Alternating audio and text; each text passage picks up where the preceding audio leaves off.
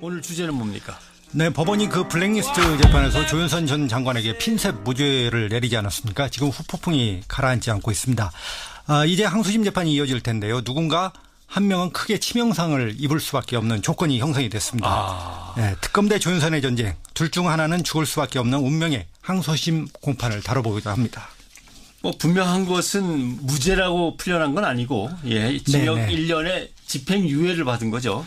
특검이 그래도 충격은 뭐 상당히 받았을 것 그러니까 같아요. 블랙리스트, 중요한 것은 블랙리스트 관련해서는 무죄가 선고된 거고요. 국회 의중죄에 대해서는 유죄가 선고가 된 거죠. 결국 그러면 본인 입장에서는 뭐 마찬가지일 수는 있지만 그러나 엄연히 블랙리스트에서는 무죄다 이거군요. 그렇죠. 자, 그러면 정말 특검의 충격은 대단한 거죠. 네, 그 특검 지난 목요일 날 그 선고가 있었지 않습니까? 네. 상당히 그 멘붕 상태에 빠져 있었습니다. 조윤선 무죄에 대해서는 전혀 예상을 못했던 것 같습니다. 당시 그 판결이 나고 제가 바로 한번 통화를 특검 관계자와 시도를 했는데 어떤 반응도 내놓지를 못하더군요. 좀 완전히 허가 찔렸다는 그런 인상이었습니다. 네. 그럼 특검으로서는 그냥 충격에 빠져 있을 수는 없죠. 뭔가를 해야죠. 그렇죠. 주말이 지나면서 그 특검 내부에서는 차라리 잘 됐다 이렇게까지 말할 수는 없지만은 걱정하지 마라. 항소심을 지켜봐라. 반드시 유죄를 입증해서 법정 구속을 시키겠다. 이런 결기 있는 목소리가 나왔습니다. 특검도 그 반쪽짜리 블랙리스트 성적을 받았지 않습니까? 그러니까 그 명예회복을 위해서는 항소심에서 조 전 장관에게 화력을 집중할 수밖에 없는 그런 결기를 내세운 것으로 각오를 밝힌 것으로 그렇게 해석이 됩니다. 그러나 1심에서 무죄로 판결을 받았으니까 조 장관 측에서도 뭔가 자신감은 붙었을 거예요. 곧바로 항소하겠다. 또 다퉈보자. 이렇게 좀 나오고 있는 거 아닙니까? 그렇죠. 1심 판결에서 그 이 조윤선 전 장관이 가장 큰 승리자 아니겠습니까? 아까 말했지만은 그 국회 의중죄가 유죄를 받았지만 블랙리스트 낙인은 일단 벗어나게 됐습니다. 실질적으로 항소 실익이 크지 않을 것이라는 게 그 법조계의 중론입니다. 그렇지만은 특검이 항소할 것이 뻔하지 않습니까? 상황이. 그러니까 기세 싸움에서 밀리지 않겠다라는 계산을 한 것 같습니다. 네. 가장 크게 부딪힐 포인트는 뭡니까? 특검의 불만은 한마디로 요약하면 이런 겁니다. 1심 재판부의 판단은 김기춘 실장이 조윤선 정무수석을 제끼고 그러니까 빼고 조 수석 부하인 정관주 비서관하고 둘이 블랙리스트를 주도했다는 거다. 이게 말이 되냐 이런 논지입니다. 그러나 조 전 장관은 여전히 보고도 안 받았고 지시도 관여도 하지 않았다. 이런 입장이죠. 그래서 보고 지시 관여 이 부분에 대한 그 대공방 불가피합니다. 자, 저는 그냥 바보였어요. 허수아비로 가만히 앉아 있었거든요. 이런 말인데 이 말을 해서라도 빠져나가겠다는 건데. 그렇죠. 투명인간 이제 바지 사장 그래서 나오는 얘기죠.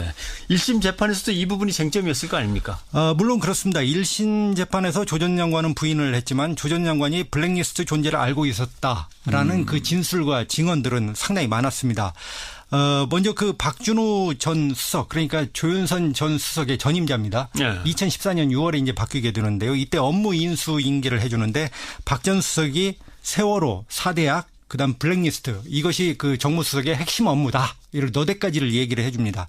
그러니까 처음에는 조 수석이 듣고 있다가 웃으면서 들었다고 합니다. 그런데 점차 듣다가 나중에는 표정이 아주 어두워졌다. 이렇게 그 박준호 수석이 진술을 했습니다. 그러니까 조 수석이 이렇게 많은 이런 일까지 다 해야 됩니까? 이렇게 얘기를 했다고 합니다. 그리고 그 또 신동철 정무비서관 진술도 있습니다. 이 신동철 정무비서관도 조 수석에게 이제 첫 업무 보고를 하게 되는 것이죠. 그러면서 이제 블랙리스트를 언급했다는 진술인데요. 수석님, 보조금 좌파 지원 배제는 비서실장의 관심 사항입니다. 관련 조치 내역과 보고서도 비서실장과 대통령에게 보고를 했습니다. 그러니까 혹시 비서실장이 물을 수 있으니까 알고 계십시오. 지원 배제는 교문수석실이 해야 될 일인데 정무수석실로 책임을 미룹니다. 이런 불만까지도 전달을 했습니다. 그러니까 상당히 조 수석이 몰랐다는 것은 일반인 입장에서는 상당히 납득하기 어려운 것이죠. 보고를 하면서 이건 김기춘 실장이 아주 관심을 갖고 있는 건데 좌파들한테는 아무것도 돈을 주지 않고 지원도 안 하고 이렇게 하는 겁니다. 다 이미 대통령까지 보고가 됐습니다. 혹시 물어보면 대답은 하셔야 됩니다. 이런 얘기죠.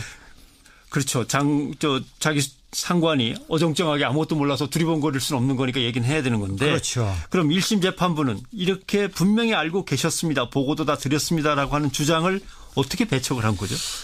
그러니까 이제 특검은 재판부가 무죄를 쓰겠다 이렇게 미리 결론을 내렸다 이렇게 해석을 하는 것이죠. 불리한 진술은 배척을 시키고 유리한 진술만 채택을 해서 조 전 장관에게 무죄를 선고했다 이렇게 분석을 하는 것입니다. 이것도 좀 막연한 주장인 것 같은데 재판부가 무죄를 상정하고 유리한 주장들을 다 배척해서 특검이 졌다. 근데 과연 그럼 항소심에서 이런 논쟁은 다시 재현되는 건데 특검은 그럼 어떻게 해야 될 겁니까? 넘어야 될 사안이 좀 커 보이는데요. 사실 좀 판결문을 보면은 납득하기 어려운 면들이 있긴 있습니다. 우선 특검이 첫 번째로 넘어야 될 사안은 조윤선 전 장관이 법률 기름장어 같은 달변가입니다. 그러니까 이것을 어떻게 극복할 것이냐 이게 가장 큰 숙제로 보이고요. 재판을 지켜보면은 조 전 장관은 법률가 이고 아까 말했듯이 달변가인데 쟁점을 교묘하게 요리조리 해체해가는 수법이 뛰어났다는 그런 인상을 받았습니다. 해체. 네네. 법정에서 있었던 한번 증언을 재현을 해보면요. 검찰 측이 이렇게 조윤선 장관을 상대로 신문을 합니다. 영화 개구리 그다음에 영화 다이빙벨 상영을 청와대가 김기춘 실장이 하지 못하게 막았습니다. 그런데 이제 문체부가 이런 실행을 잘 못한 것이죠. 그러니까 청와대에서 이제 문체부를 질책을 많이 했습니다. 이것을 박영국 문체부 문예정책실장이 진술을 했습니다. 검찰에서 이렇게. 그러니까 검찰이 이 진술을 보여주면서 조 장관에게 묻습니다. 2016년 9월에 문체부 장관에 취임한 뒤 박 실장에게 문체부 보조금 지원 사업의 지원 배제자를 선별하는 메커니즘이 있다는 보고를 받지 않았습니까? 이렇게 이제 묻는 거죠. 그렇죠. 블랙리스트죠. 그러니까 조윤선 장관은 그날 모든 실장의 보고를 연달아 받았습니다. 박 실장 보고는 밤 10시를 넘겨 시작해서 30분쯤 구도로 받았습니다. 실장들의 업무 파악 능력을 판단하기 위한 보고라 기억에 남지 않습니다. 이렇게 답변을 했죠. 이 전형적인 논점 흐리기식 답변 태도인데요. 그러니까 야밤에 구도로 받았다. 그리고 30분쯤 서서 받았다. 이런 식으로 하면서요. 그다음에 자신에 대한 첫 업무 보고를 오히려 자기가 실장들 업무 파악을 하기 위한 것이었다. 이렇게 환치를 시켜버리는 것이죠. 그러면서 블랙리스트를 보고했다는 문예정책실장의 진술을 희석시키고 보고를 했는지 모르겠지만 좌우지간 나는 기억이 없다라고 이게 부각을 시키는 이런 방식입니다. 밤에 순서대로 들어와 가지고 줄줄이 이야기만 쭉 하고 나갔는데 내가 그걸 일일이 그냥 서류상으로 다 꼼꼼히 챙기지 않았다. 아무래도 이제 법정에서나 검찰에서는 밤에 조사를 하거나 밤에 무슨 일을 했다고 한다면 그걸 증거로 인정하는데 좀 박하거든요. 그렇죠. 그런 것을 노린 것이죠. 법률가답게요. 또 다른 극복 과제는 뭐가 있습니까? 특검에게.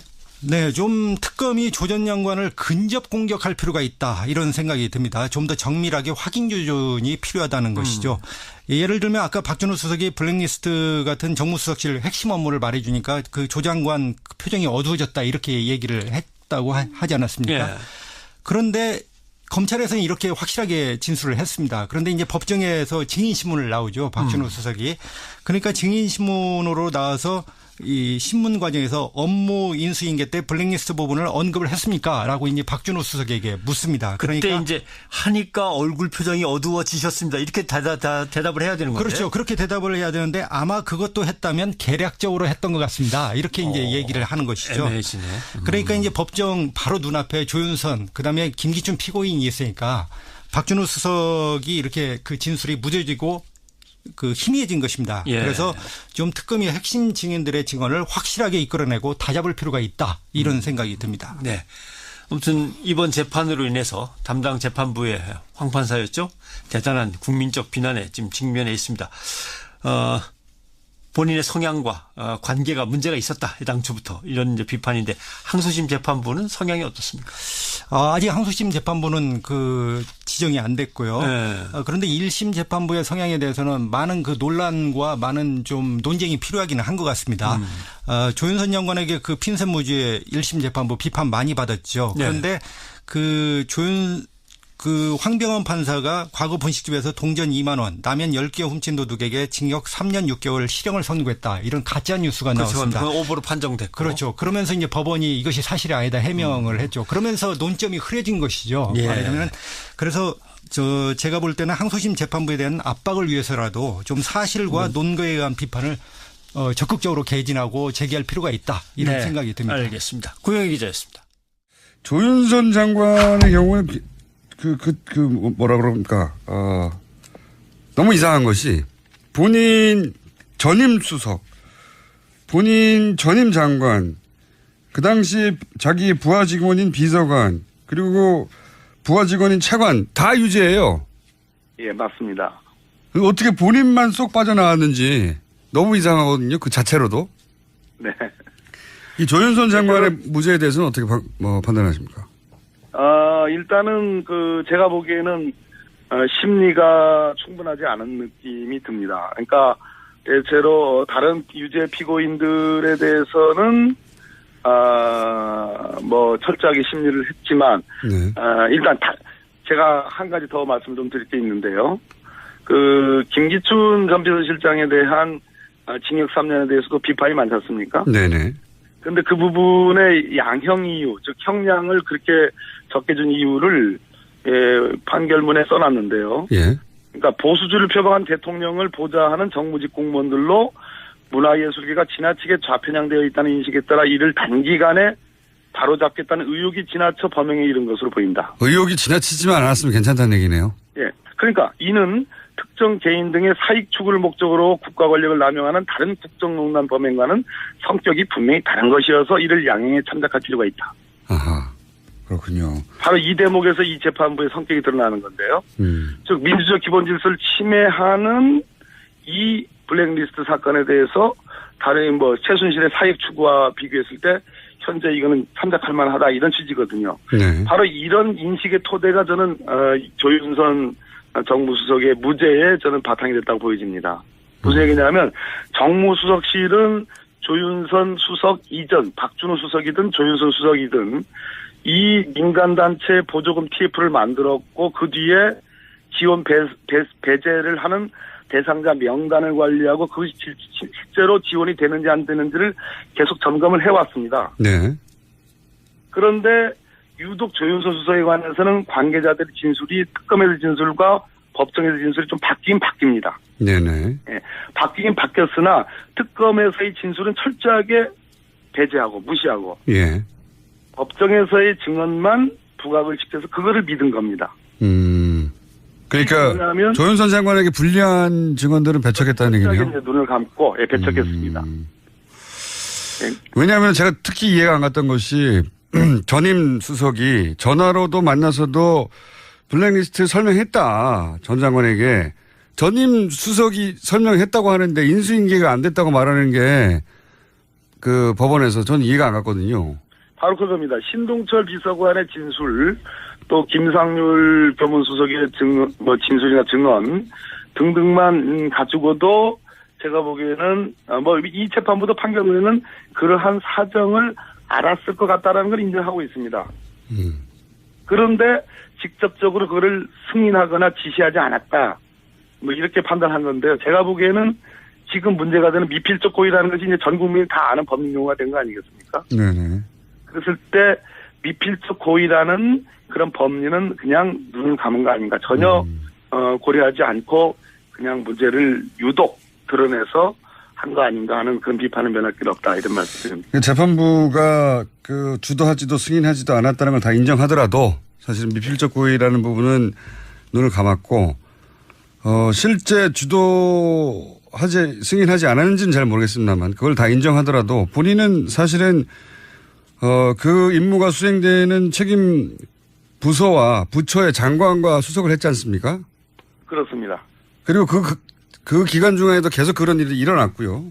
네네. 그리고 블랙리스트가 있다는 것을 알았다는 것까지는 재판부가 확인했지 않습니까? 확인했습니다. 네. 그러면은 불법이 일어나는 것을 묵인 방조하는 것도 있지 않습니까? 바로 근데 그 측면, 묵인 방조한 것이 제가 보기에는 미필적 고의로 모두 지금 다른 사람들에게 유지된 부분을 다 인정할 수 있는 부분이라는 얘기입니다. 또 하나는 위증만, 국회에서의 위증한 것을 가지고 지금 징역 1년에 집행유예 2년 한 거 아니겠어요? 네네. 근데 그것도 엄밀히 따지자면 만약 이 블랙리스트 문화예술계 지원 배제에 대해서 무죄라면 국회에서의 증언도 제가 보기에는 다소 위증 부분이 있다 하더라도 처벌 가치가 별로 없는 것입니다. 알겠습니다. 했습니다. 그러니까 조 수석이 이렇게 많은 이런 일까지 다 해야 됩니까? 이렇게 얘기를 했다고 합니다. 네. 그리고 그 또 신동철 정무비서관 진술도 있습니다. 이 신동철 정무비서관도 조 수석에게 이제 첫 업무 보고를 하게 되는 것이죠. 네. 그러면서 이제 블랙리스트를 언급했다는 진술인데요. 수석님, 보조금 좌파 지원 배제는 비서실장의 관심 사항입니다. 관련 조치 내역과 보고서도 비서실장과 대통령에게 보고를 했습니다. 그러니까 혹시 비서실장이 물을 수 있으니까 알고 계십시오. 지원 배제는 교문수석실이 해야 될 일인데 정무수석실로 책임을 미룹니다. 이런 불만까지도 전달을 했습니다. 그러니까 상당히 조 수석이 몰랐다는 것은 일반인 입장에서는 상당히 납득하기 어려운 것이죠. 보고를 하면서 이건 김기춘 실장이 아주 관심을 갖고 있는 건데 좌파들한테는 아무것도 돈을 주지 않고 지원도 안 하고. 오늘 주제는 뭡니까? 네, 법원이 그 블랙리스트 재판에서 조윤선 전 장관에게 핀셋 무죄를 내리지 않았습니까? 지금 후폭풍이 가라앉지 않고 있습니다. 이제 항소심 재판이 이어질 텐데요. 누군가 한 명은 크게 치명상을 입을 수밖에 없는 조건이 형성이 됐습니다. 네, 특검 대 조윤선의 전쟁. 둘 중 하나는 죽을 수밖에 없는 운명의 항소심 공판을 다뤄보기도 합니다. 뭐 분명한 것은 무죄라고 풀려난 건 아니고, 징역 1년에 집행유예를 받은 거죠. 특검이 그래도 충격은 뭐 상당히 받았을 것 그러니까 같아요. 블랙리스트, 중요한 것은 블랙리스트 관련해서는 무죄가 선고된 거고요. 국회 의중죄에 대해서는 유죄가 선고가 된 거죠. 결국 그러면 본인 입장에서는 뭐 마찬가지일 수는 있지만 그러나 엄연히 블랙리스트에서는 무죄다 이거군요. 그렇죠. 자, 그러면 정말 특검의 충격은 대단한 거죠. 네, 그 특검 지난 목요일 날 그 선고가 있었지 않습니까? 네. 상당히 그 멘붕 상태에 빠져 있었습니다. 조윤선 무죄에 대해서는 전혀 예상을 못했던 것 같습니다. 당시 그 판결이 나고 제가 바로 한번 통화를 특검 관계자와 시도를 했는데 네. 어떤 반응도 내놓지를 못하더군요. 좀 완전히 허가 찔렸다는 그런 인상이었습니다. 네. 그럼 특검으로서는 그냥 충격에 빠져 있을 수는 없죠. 뭔가를 해야죠. 그렇죠. 주말이 지나면서 그 특검 내부에서는 차라리 잘 됐다 이렇게까지 말할 수는 없지만은 걱정하지 마라. 항소심을 지켜봐라. 반드시 유죄를 입증해서 법정 구속을 시키겠다. 이런 결기 있는 목소리가 나왔습니다. 특검도 그 반쪽짜리 블랙리스트 성적을 받았지 않습니까? 그러니까 그 명예회복을 위해서는 항소심에서 조 전 장관에게 화력을 집중할 수밖에 없는 그런 결기를 내세운 것으로 각오를 밝힌 것으로 그렇게 해석이 됩니다. 그러나 1심에서 무죄로 판결을 받았으니까 조 장관 입장이죠. 그래서 보고 지시, 관여 이 부분에 대한 그 대공방 불가피합니다. 자, 저는 그냥 바보였어요. 허수아비로 가만히 앉아 있었거든요. 이런 말인데 이 말을 해서라도 빠져나가겠다는 건데. 그렇죠. 투명 인간 이제 바지 사장 그래서 나오는 얘기죠. 1심 재판에서도 이 부분이 쟁점이었을 거 아닙니까? 물론 그렇습니다. 1심 재판에서 조 전 장관은 부인을 했지만 조 전 장관이 블랙리스트 존재를 알고 있었다라는 그 진술과 증언들은 상당히 많았습니다. 먼저 그 박준호 전 수석, 그러니까 조윤선 전 수석의 전임자입니다. 2014년 6월에 이제 바뀌게 되는데요. 이때 업무 인수 인계를 해주는데 박 전 수석이 세월호, 사대학, 그다음 블랙리스트 이것이 그 정무수석의 핵심 업무다. 이런 너댓 가지를 얘기를 해줍니다. 그러니까 처음에는 조 수석이 듣고 있다가 웃으면서 들었다고 합니다. 그런데 점차 듣다가 나중에는 표정이 아주 어두워졌다. 이렇게 그 박준호 수석이 진술 측에서도 뭔가 자신감은 붙었을 거예요. 곧바로 항소하겠다. 또 다퉈보자. 이렇게 좀 나오고 있는 거 아닙니까? 그렇죠. 1심 판결에서 그 이 조윤선 전 장관이 가장 큰 승리자 아니겠습니까? 아까 말했지만은 그 국회 의증죄가 유죄를 받았지만 블랙리스트 낙인은 일단 벗어나게 됐습니다. 실질적으로 항소 실익이 크지 않을 것이라는 게 그 법조계의 중론입니다. 그렇지만은 특검이 항소할 것이 뻔하지 않습니까? 상황이. 그러니까 기세 싸움에서 밀리지 않겠다라는 계산을 한 것 같습니다. 네. 가장 크게 부딪힐 포인트는 뭡니까? 특검의 불만은 한마디로 요약하면 이런 겁니다. 1심 재판부의 판단은 김기춘 실장이 조윤선 정무수석을 제끼고 그러니까 빼고 조수석 부하인 정관주 비서관하고 둘이 블랙리스트를 주도했다는 거다. 이게 말이 되냐 이런 논지입니다. 그러나 조 전 장관은 여전히 보고도 안 받았고 지시도 관여도 하지 않았다. 이런